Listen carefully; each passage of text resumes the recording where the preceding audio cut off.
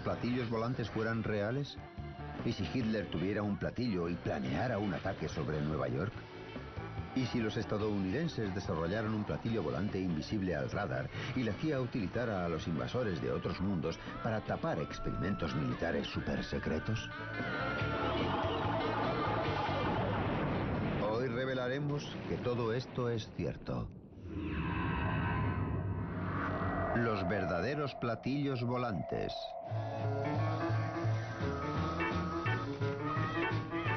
Durante 50 años el mundo ha sentido la fiebre de los platillos volantes. Hemos visto tantos que ahora los británicos creen más en los alienígenas que en Dios.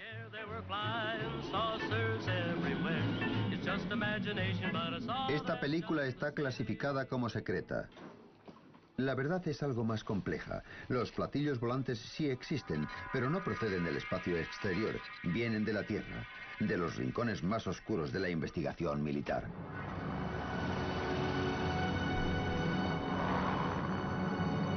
Todo empezó en 1932 en Bucarest, cuando este hombre, un ingeniero aéreo llamado Henry Coanda, realizó un descubrimiento extraordinario utilizando un objeto volador en forma de disco.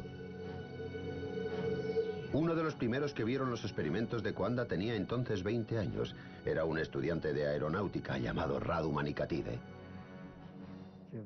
El platillo se elevó hasta el techo y se quedó allí. Me pareció algo extraordinario. Jamás se me habría ocurrido algo así. Yo solo conocía la idea del vuelo normal. El joven Radu había contemplado el primer platillo volante del mundo, y así es como funcionaba. Si aplicamos aire sobre una forma curva como un platillo, la corriente seguirá la superficie de esa forma. Al extraer literalmente el aire de la parte superior del platillo, de tal modo que fluyera hacia abajo y lo rodeara, Coanda descubrió que disminuía la presión del aire por encima de la nave y aumentaba por debajo, provocando su levitación. Es lo que se conoce como el efecto Coanda. Es el principio básico del vuelo de los platillos. Era una idea muy sencilla, pero claro, se te tiene que ocurrir. Entonces sucedió algo que iba a cambiar por completo la evolución de los platillos. En 1939 estalló la guerra y el mundo se alzó a la búsqueda de nuevas armas y nuevas formas de desplegarlas. La sencilla idea de Coanda iba a tener su oportunidad. El jefe de tecnología nazi, Werner von Braun, dirigía el desarrollo de armas nuevas desde su base secreta en Peenemünde, en Alemania.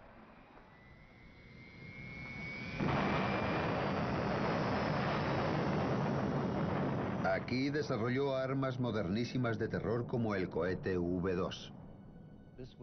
En efecto, fue el emplazamiento central de todos los proyectos durante bastante tiempo. Lo que muy pocos sabían era que, a 400 kilómetros, en Praga, los nazis poseían unas instalaciones de investigación aún más secretas y trabajaban en una fantástica nueva aeronave. Llegaron a construir, probar y descartar hasta 15 prototipos. ¿Y qué empresa dirigía estos aterradores desarrollos? Skoda. Las SS y las fuerzas aéreas utilizaban Skoda para fabricar aeronaves de todo tipo. Sí, yo lo vi. Para mí fue algo excepcional. Redondo, con una cabina central de plexiglas y reactores alrededor que generaban los rayos de propulsión. Luigi Romersa vio el primer platillo volante producido en el mundo, y fue un Skoda. Se veía un piloto dibujado en la cabina. Iba de pie dirigiendo el disco.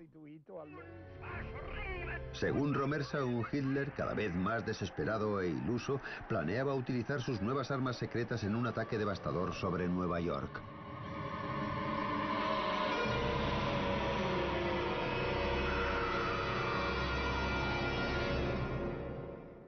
Hitler llegó a decir: que Dios me perdone por los últimos 5 minutos de la guerra.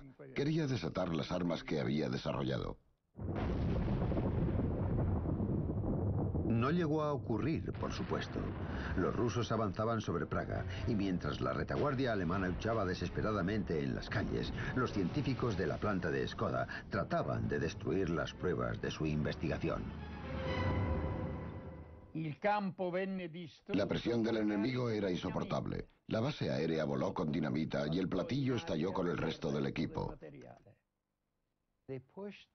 Sacaron los platillos del hangar a la pista. Colocaron cargas explosivas.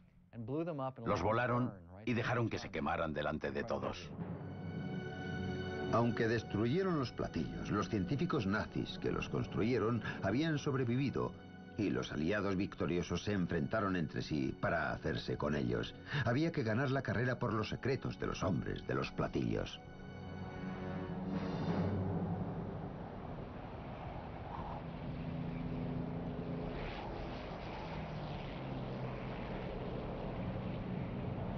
En 1947 el piloto Kenneth Arnold sobrevolaba las montañas del estado de Washington, cuando vio 9 objetos surcando los cielos a velocidades increíbles. Les pareció que se movían como platillos saltando sobre el agua, una analogía muy poco corriente, pero aquel nombre prendió y por eso se les llama platillos volantes. Con este avistamiento nace la era de los platillos volantes. Se disparó el frenesí del público, aunque era un frenesí alimentado por la paranoia. En inteligencia aérea empezó a preocuparles que fueran vehículos soviéticos de reconocimiento. Porque entonces empezaba la Guerra Fría.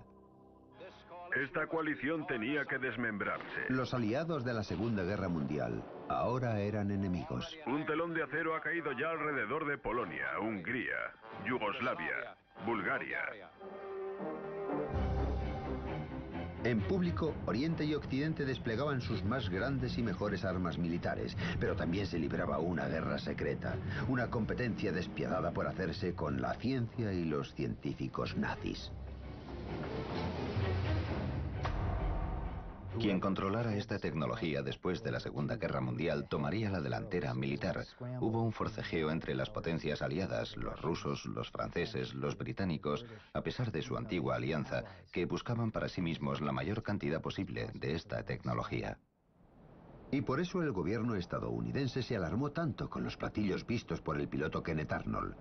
Como muestra este documento secreto, aquello significaba que Rusia se había hecho con la tecnología alemana de los platillos volantes y los estaba construyendo.